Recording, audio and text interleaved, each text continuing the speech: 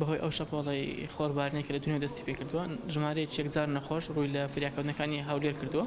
وەکو فریاکەوتنی ڕۆژهەڵات و ڕۆژئاوا ئێمە وەکو فریاکەوتنی ڕۆژئاوا تایبەتە بە ڕووداوەکان بەڵام بەهۆی ئەو لۆدە زۆرەی لەسەر تاوارەکانی دی ویسمان لۆدەکە کەمتەوە و ژمارەی